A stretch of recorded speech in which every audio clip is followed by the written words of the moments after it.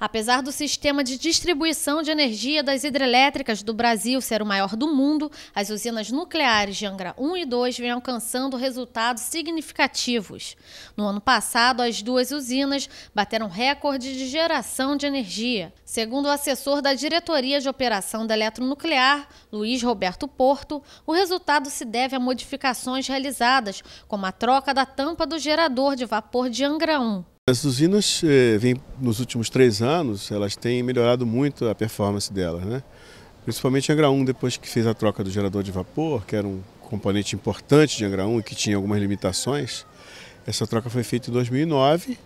Então, em 2010, assim como em 2011, 2012, sequencialmente, esses 3 anos foram batidos os recordes de geração nas usinas. No ano passado, o Brasil sofreu um sério problema de falta de chuvas, o que diminuiu o nível dos reservatórios, prejudicando a geração de energia nas hidrelétricas.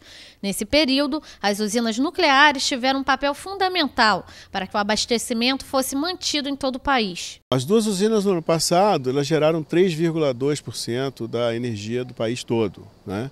Então a gente entende que o ano passado principalmente foi um ano tivemos poucas chuvas, né? Vimos aí no final do ano, se falar em questão dos reservatórios, nível dos reservatórios, é uma contribuição extremamente importante, porque embora o nosso país tenha muita energia hidroelétrica, e a gente espera que continue sendo assim muito tempo, mas é importante que as termoelétricas, e a nuclear não deixa de ser uma termoelétrica, né?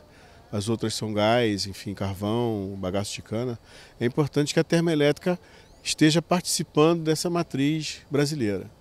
A energia gerada pelas usinas de Angra 1 e 2 no ano passado seria suficiente para suprir a necessidade de cidades como Fortaleza, Belo Horizonte e Porto Alegre, o que corresponde também a 1/3 da energia total consumida no Rio de Janeiro.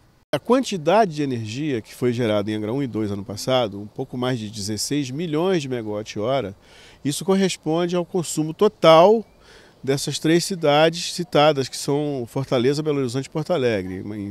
Isso é só um número comparativo para a gente entender o que significa essa quantidade de energia de 16 milhões de megawatt-hora.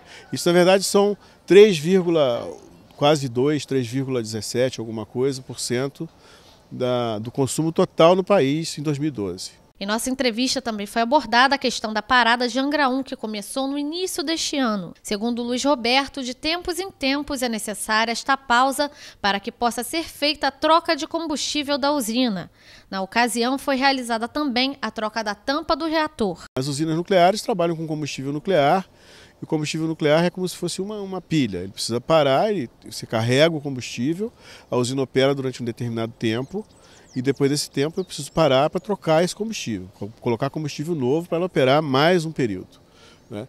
Em Angra 1, como em Angra 2, todo ano se faz uma parada então para troca de combustível. Particularmente esse ano, na usina de Angra 1, existe um componente na usina de Angra 1, que é a tampa do vaso do reator, que ele já vinha em usinas semelhantes a Angra 1 por volta do mundo, no mundo todo, apresentaram alguns problemas de corrosão, de trincas na parte de aço da tampa, enfim, não é o caso de explicar aqui agora.